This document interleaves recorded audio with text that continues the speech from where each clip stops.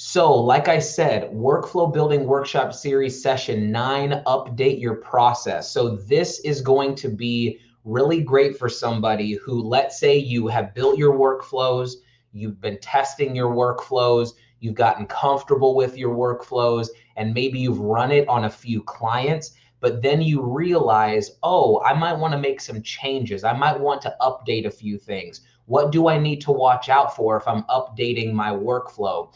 This also is going to help out a lot for maybe if you're in that group of people where you have workflows and while you're building them, or maybe even while you're testing them, you want to update some things. So this will apply to you as well.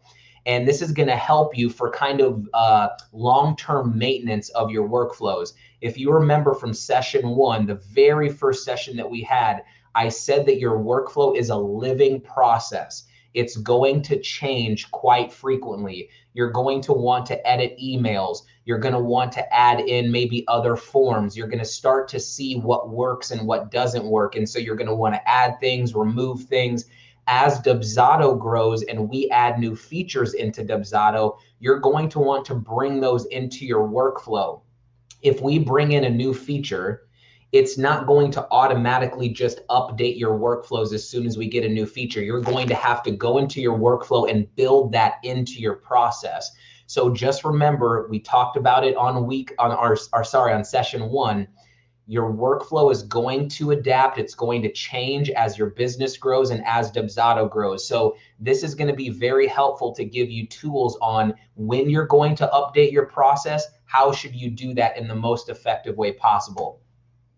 Okay, so let's jump in here. The first thing we're going to talk about is updating your workflows and best practices. So there's 3 things that I want to talk about here as far as best practices for updating your workflows. Number 1 is that you should allow changes to trickle in as much as possible.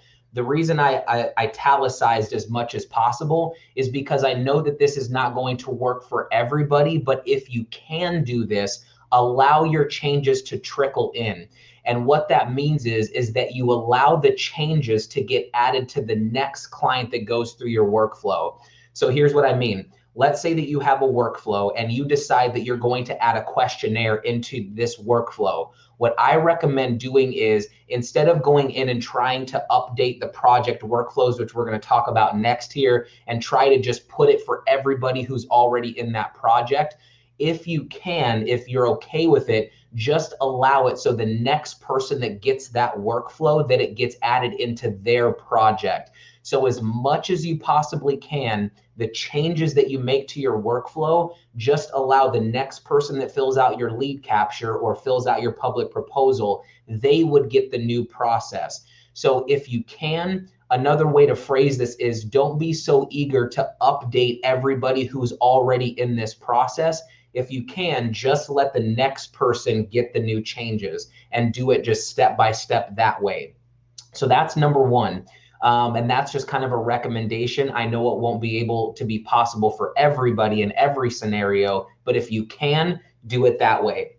Number 2, this might be surprising, but avoid the update project workflows button in 99% of cases.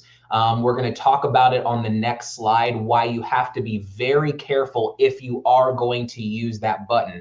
There are great reasons to use it. And if you do decide to use it and you're using it in the wrong way, then it could be drastically different than the positive outcomes. So we're going to talk about that in a second.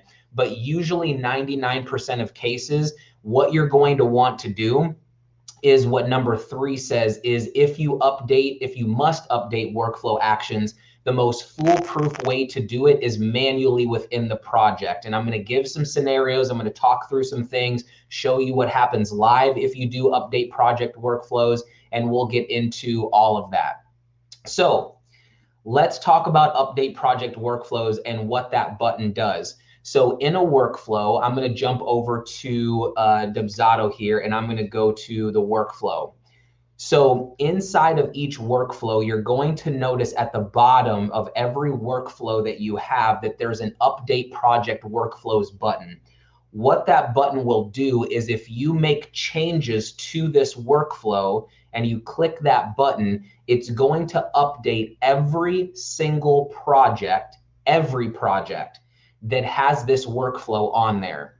So when you're using this update project workflows, you should have a very good reason to update every single project that has this workflow on there. And that's why I say 99% of cases, you're not really going to be using this button that much. You shouldn't be using it that much.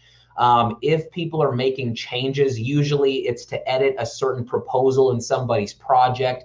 Maybe they're going to update a certain email that this person's getting. Most of the time, you're going to be doing your updates and tweaks to people individually. That's going to be the most common practice for updating workflows. But there are some scenarios where you do want to use this button. So let's talk about kind of the two different reasons. And as I was building this, and I already uploaded the PDF into Big Marker for you all, I realized there's actually a third reason. So it's not on this handout, but I'll talk through that as well. The two best cases for using that update project workflows button is if you want to add an email to the bottom of your workflow, so it's towards the end of your workflow that everyone needs to receive. So if it's something that people are going through their workflows and you want to add something to the bottom that maybe you want everybody to get once they get there, that would be a good reason to do it. Editing an email that potentially has a typo or grammatical error. So for example, if I'm in this workflow here, and let's say I go to my questionnaire email, and I realize that in the body of this email, maybe I mistyped questionnaire. So I can fix that and then click update project workflows, and that will update the workflows with the new version of that email in there. So I don't have to worry about someone getting, if they haven't gotten that email yet, it won't go out with the incorrect spelling. What you have to pay attention to with update project workflows is, and this is where a lot of people get into trouble, is let's say that there's an email that I want to send up here at the top of my workflow, and I actually want to show you what happens so you can understand the gravity of what happens if you use this in the wrong way. If I go into my workflow here, and let's say I do send email, and I'm just going to put a random email in here. I'm just going to put in my 1 month check-in email. I know that this doesn't make any sense chronologically, but just so you understand what happens. If I click apply, and then let's say for some reason I drag this up in here, the biggest thing that I would say now that I'm thinking about it, a better way to articulate it, if you're planning on adding in like welcome emails or things that are towards the top of your workflow, that's where you really need to be careful. Because if I add this into the actual workflow here, and let's say that there's a workflow, I'm going to go to my test project here. Let's say that there's a workflow that might be midway through a project. So let's say in this example, I'm already halfway through here, but where I added the email is up here towards the top. And let's say, for example, I have 200 projects, let's just say, that are running this workflow, and they might be towards the bottom down here in your workflow. If I go to my workflow now and I go into this workflow and I click update project workflows, it gives you a little warning about what's going to happen. So it doesn't happen right away. It gives you that warning. But if I apply those changes, here's what happens. I'm going to go into my workflow, and what you're going to notice now is that action has actually been added into this particular workflow up here.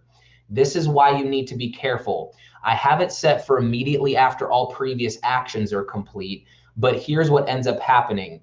The next action that runs, I know that unless you've done some testing, it's not something that you just notice happens. But what happens in this workflow is the next action that runs, it will automatically fire this action. Just whenever the next thing happens, this will automatically kick in and go. So that's why you really need to be careful, especially if you're adding things up towards the top of your workflow and you already have people who are going through this process. So my advice is unless you are just dead set and say, these people have to get this, everybody who's already running it, then you can think about doing it. But if not, then I would revert back to what we talked about on this slide. Just allow those changes to trickle in. So that means that if I did add that email to my master template, the next person that fills out that lead capture form would get the new version of it.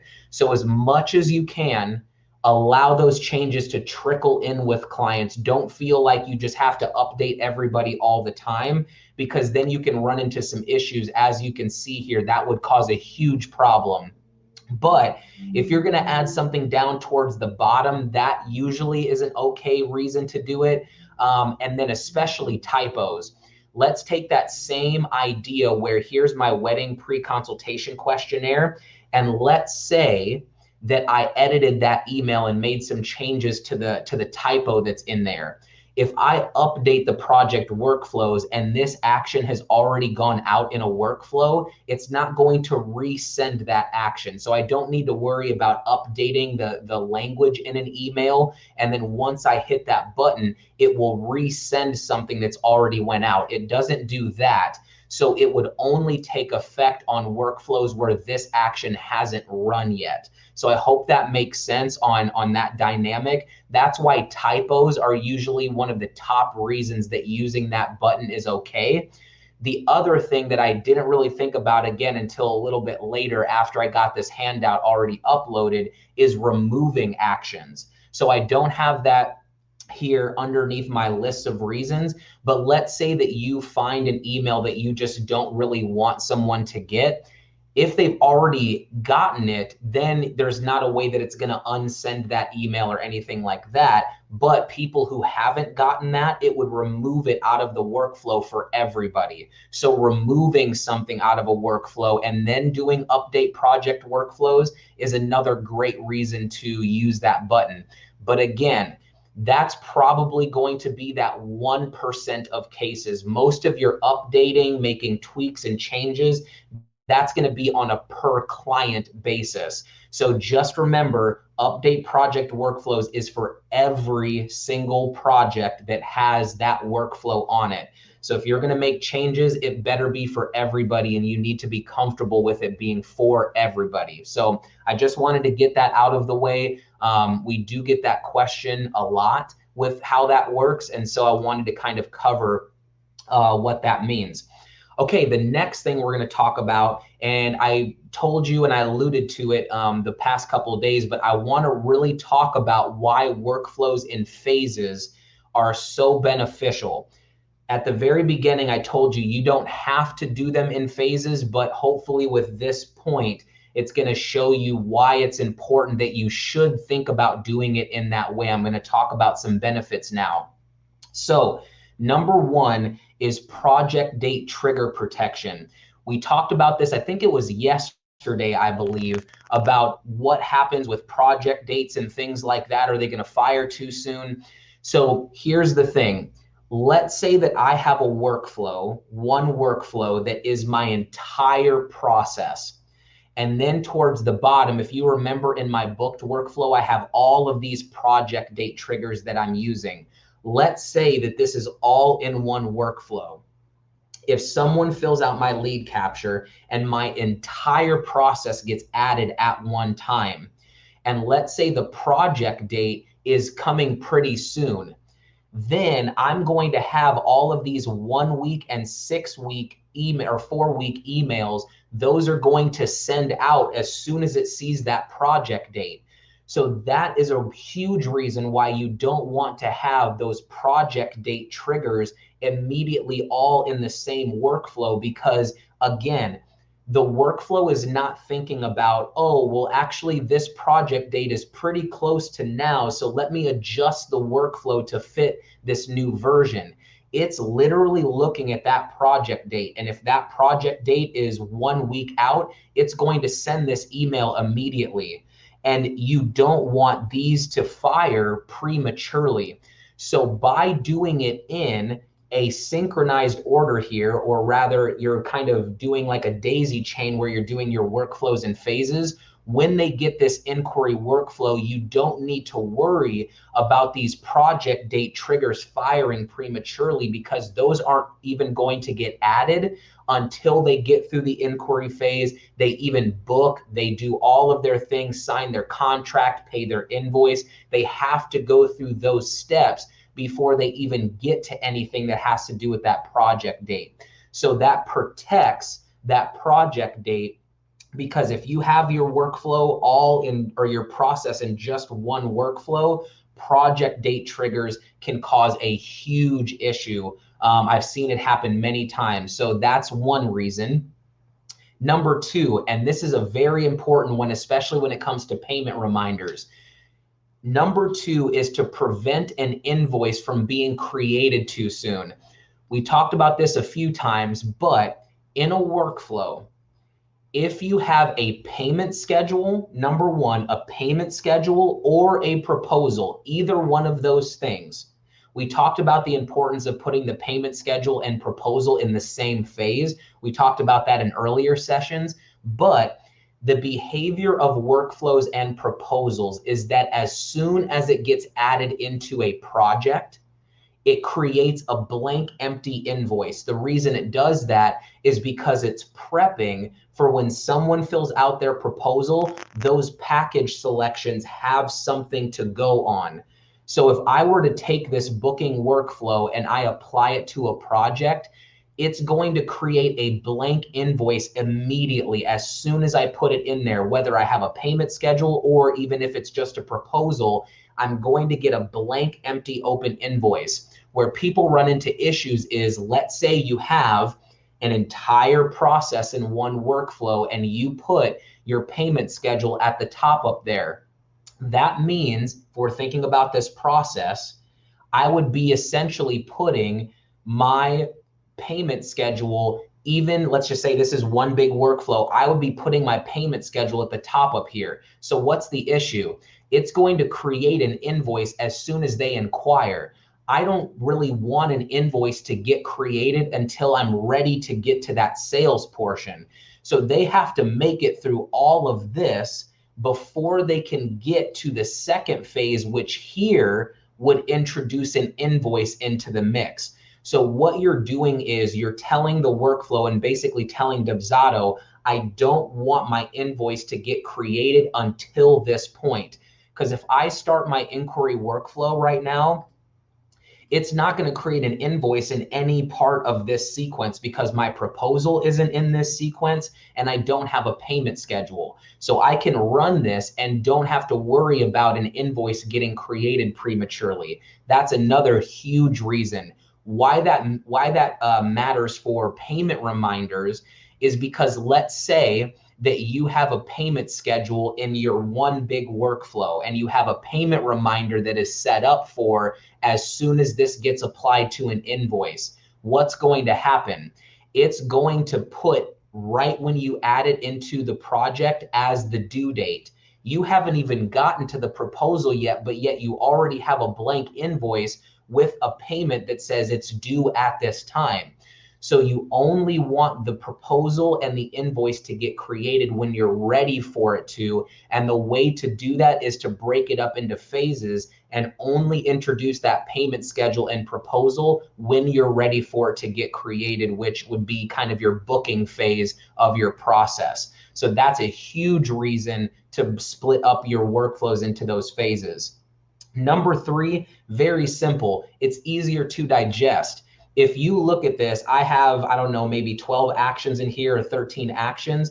In my other workflows, my booking workflow is massive, and then my booked workflow is even longer. If this is all in one workflow, you can see how intimidating that is just to look at it.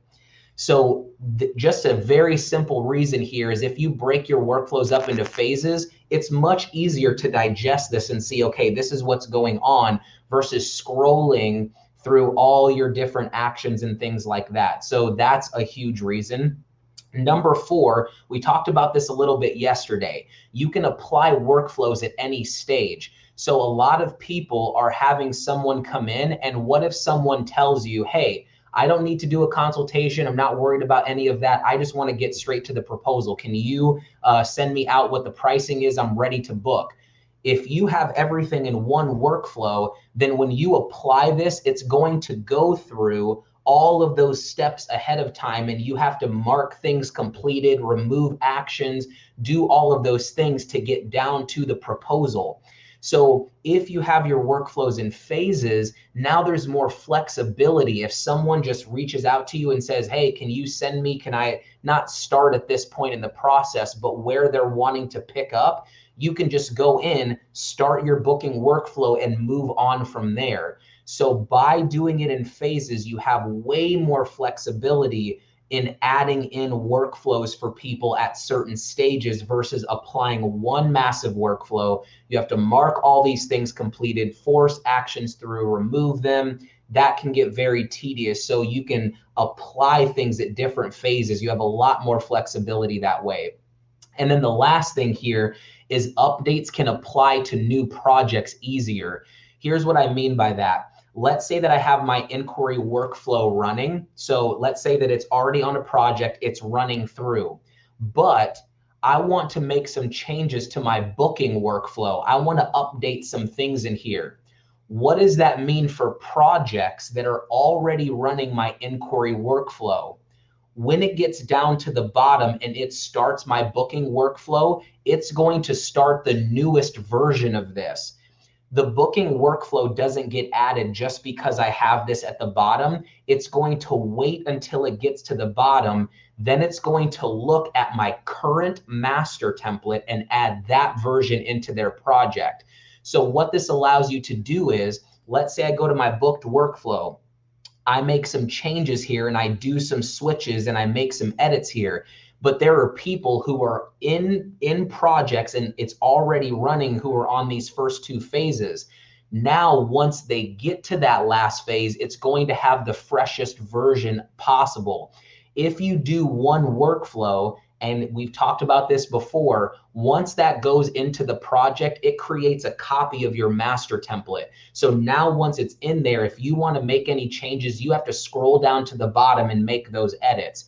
If it's in phases, once they get to that next phase, it's going to have those updates fresh for you. So that's another big reason why workflows in phases is definitely the way to go. Ever since my team and I have kind of figured out that this works really well and there's a lot of things that will help in this way, it's kind of just the standard that we recommend people do. There's really not that many situations where having one massive workflow is a good idea. Because of those reasons, you'll run into a lot of roadblocks if you do one massive workflow. So definitely workflows in phases is the way to go. All right, now I want to give you a couple cheat sheets here. And the first thing I want to talk about is the content update cheat sheet. A lot of people have questions on, if I make changes to certain content, what gets updated in the workflow automatically and what doesn't. So I want to give you a quick cheat sheet here. You might not even need this because it's fairly simple, but I want to show you the different things here. Everything basically in Dubsado will automatically update in a workflow except for canned emails. That's the last thing that we need to kind of update in the system, where it will automatically bring in those updates. Our team is working on that so that everything automatically updates. It used to be back in the day, and I've been here since almost the beginning of Dubsado, but originally there were very few things that updated. You had to go in and basically re-add a lot of different things, but we've made some changes over the years where basically everything gets updated in the system if you make changes to a master template, but canned emails are the only thing that does not get updated in a workflow. So questionnaires, proposals, and sub-agreements do. Contracts will get updated, schedulers, the actual workflows. So what I mean by that is, when you're bringing in a new workflow, well, let's take a lead capture example. So if I make this change here, where's my inquiry workflow? There we go. So if I make this change in my workflow, the next person to fill out my lead capture form would get this. So workflows as a whole, if you have those on a lead capture or a public proposal, those will automatically update. So I don't need to go back to my lead capture and re-add this workflow in there. The workflow as a whole will automatically update when I make changes to the workflow. And the next person that fills this out will get the new version. So that's what I mean by workflows auto update. Payment schedules, if I'm making changes to payment reminders or things like that, it will update. If we go to my booking workflow, I don't need to go into the workflow and re-add my payment schedule. If I make a change to the master template, it's automatically going to update my workflows. Another thing I want to show you is, let's say that my proposal is called wedding photography package proposal. Well, what if I go into my proposal here and I just get rid of the word package? So we're just going to call this wedding photography proposal, and I'll save that. As soon as I save that, I can go back to my workflow and look at my booking workflow, and you can see that it automatically updates in real time.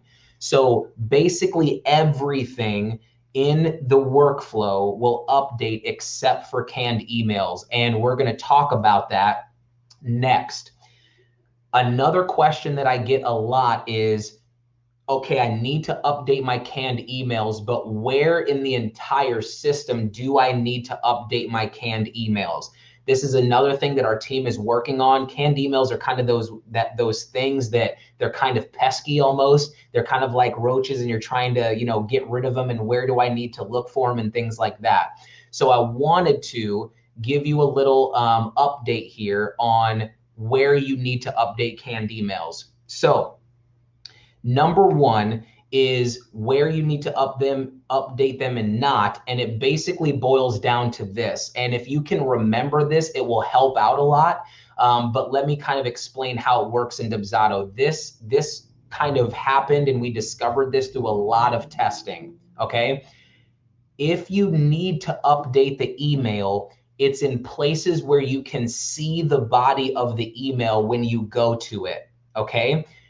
If you only can see the subject line of an email, you do not need to update it, okay? So let me explain what I mean by that.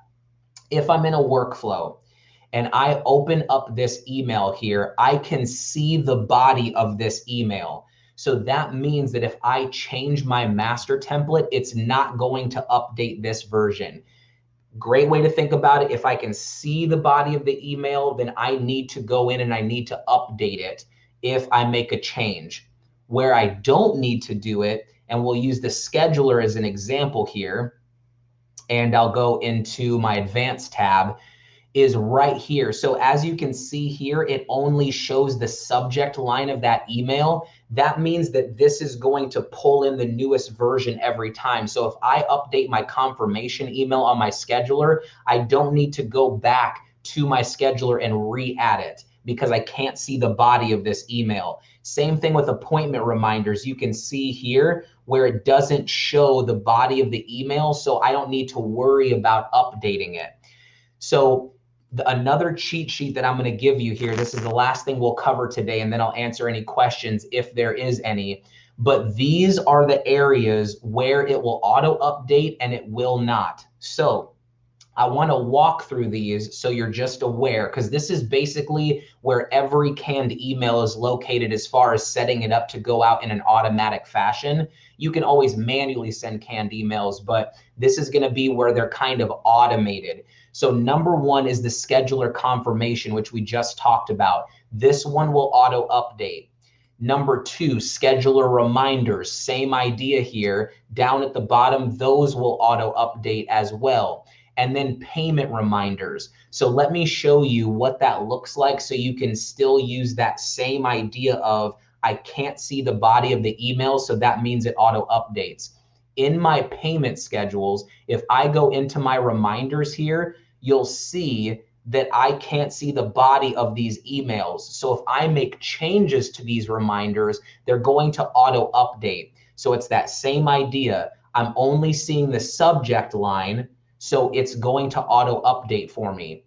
there's only two places in the system right now where you need to go in and update your canned emails. Number one, the biggest one is workflows. We just looked at that because you can see the body of the email. And the last one, this is kind of a tricky one, is what we call the scheduler invitation email. This email right here. This is the email that should be used for, hey, I'd love to get on the phone with you. Please book a consultation. And so this is what we call the scheduler invitation email. But as you can see here, I can see the body of this email. So if I can see the body, I need to come back in and update this if I make a change to the master template. Don't ask me how we came across that. I don't know if it was just a random thing, but through testing, we figured out that that's just how the system works as far as updating.